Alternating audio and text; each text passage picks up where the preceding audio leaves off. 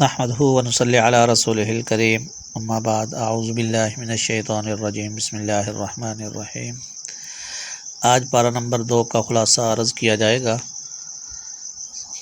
پارہ نمبر 2 میں تحویل قبلہ کا حکم اور یہودیوں کا اعتراض ہے کہ اس میں سب سے پہلے تحویل قبلہ کو بیان فرمایا ہے کہ حضور اکرم صلی اللہ علیہ وسلم مکہ مکرمہ سے مدینہ منورہ تشریف لائے تو تقریباً 16 یا 17 ماہ تک بیت المقدس کی طرف کر کے نماز ادا فرماتے رہے، لیکن آپ کی تمنا اور آرزو تھی کہ حضرت ابراہیم علیہ السلام اور اسماعیل علیہ السلام جو آپ علیہ السلام کے جد امجد ہیں، ان کے بنائے ہوئے کعبے کی طرف منہ کر کے نماز ادا فرمائیں۔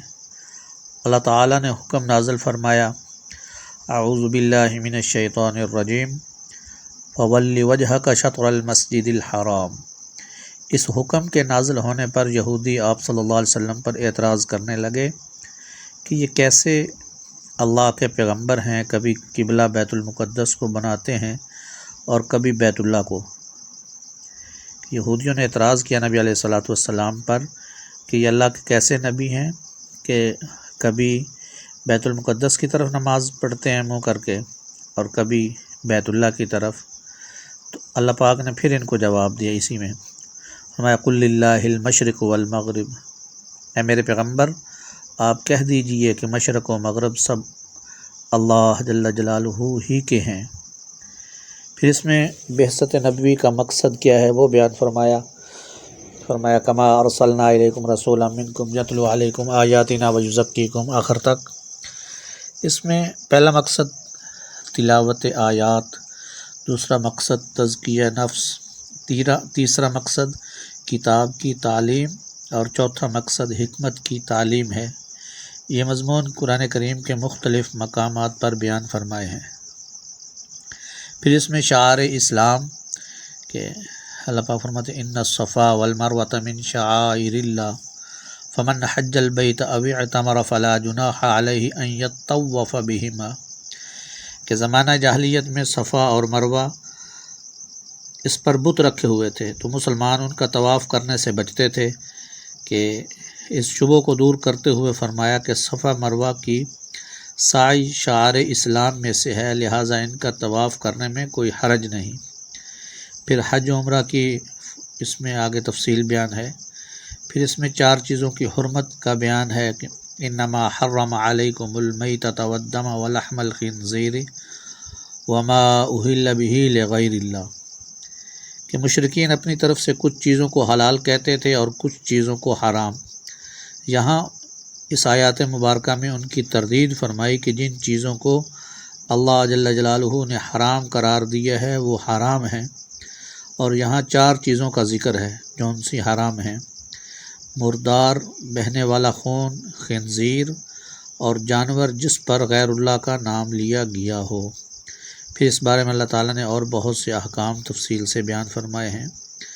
پھر اسی میں قصاص لینے کا فائدہ کہ وَلَكُمْ فِي الْقِصَاصِ حَيَاةٌ يَا أُولِي الْأَلْبَابِ لَعَلَّكُمْ تَتَّقُونَ، اگر قصاص کے مسئلے پر عمل درآمد ہو تو آپ یقین فرمائیں کہ اس میں قاتل اور مقتول دونوں کی زندگی ہے، اس طرح کہ جب قاتل کو اپنی سزا کا یقین ہوگا تو وہ قتل کرنے سے ڈرے گا، گریز کرے گا، اس سے مقتول بھی بچ جائے گا اور قاتل بھی بچ جائے گا۔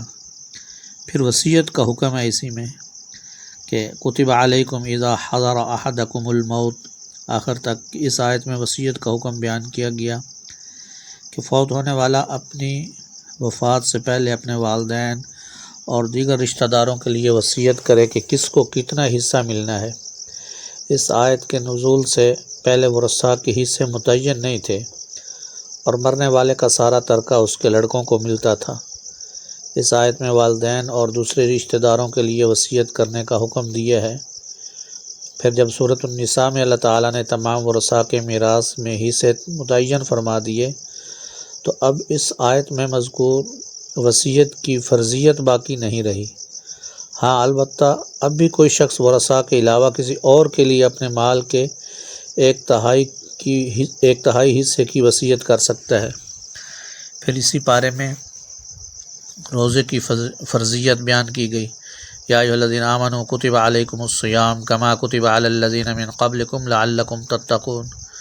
یہاں روزے کی فرضیت اور روزے کے احکام و مسائل کو تفصیل سے بیان فرمایا کہ روزہ دین اسلام کی بنیادی ارکان میں سے ایک اہم رکن ہے۔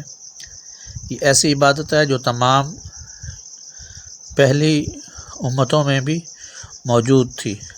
یہ صرف تمام انبیاء علیہ السلام اور ان کی امتیں ان پر روزے فرض کیے گئے تھے، تو اس لیے فرمایا کہ آپ علیہ السلام کی بھی امت پر یہ روزے فرض فرما دیے ہیں۔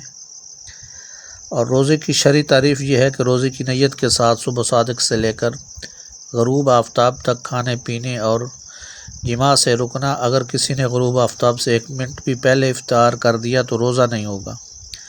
روزہ ایسی عبادت ہے کہ بندہ اس کی وجہ سے جلدی تقوی کی نعمت حاصل کر لیتا ہے۔ پھر مسافر اور مریض کے لیے رمضان کے روزوں اور فدیے کے متعلق احکامات بیان فرمائے۔ اسی طرح اس میں ماہ رمضان کی فضیلت ہے کہ شہر رمضان الذی انزل فیہ القرآن، کہ رمضان المبارک میں جہاں روزے فرض ہیں وہیں اس کی ایک فضیلت یہ بھی ہے کہ قرآن کریم کو بھی اس ماہ مبارک میں نازل کیا گیا ہے۔ دن کو مومن روزہ رکھتا ہے اور رات کو قاری قرآن اور حافظ قرآن 20 رکعت تراویح میں قرآن کریم کی تلاوت کرتا ہے۔ غیر حافظ قرآن کریم کی سماعت کرتا ہے، اس لیے اس ماہ مبارک میں زیادہ سے زیادہ قرآن کریم کی تلاوت کا اہتمام کرنا چاہیے۔ پھر اس میں یہ آیت مبارکہ وَإِذَا سَأَلَكَ عِبَادِي عَنِّي فَإِنِّي قَرِيبٌ اجیب دعوت الداعی اذا دعان۔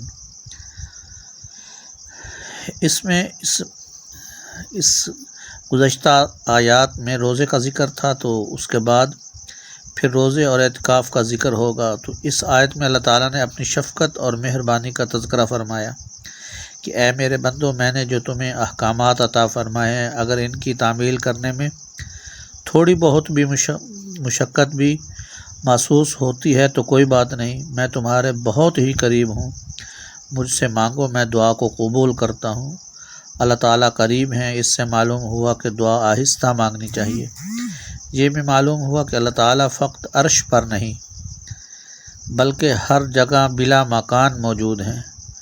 اس آیت میں اشارتاً معلوم ہو رہا ہے کہ روزے کے بعد خصوصاً افطار کے وقت دعا قبول ہوتی ہے، لہٰذا اس وقت دعا کا خوب اہتمام کیا جائے۔ دعا مانگ کر اپنے رب سے مانگنا، اس سے اللہ پاک خوش ہوتے ہیں۔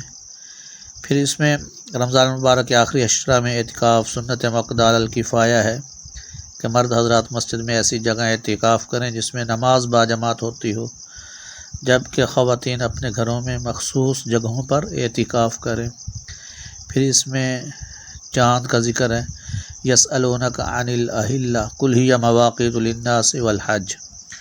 چاند سے اسلامی تاریخ معلوم ہوتی ہے اور اس کے علاوہ اس کے ذریعے سے عبادات یعنی حج، روزہ، عدت کی مدت کے علاوہ دیگر معاملات اور معاہدوں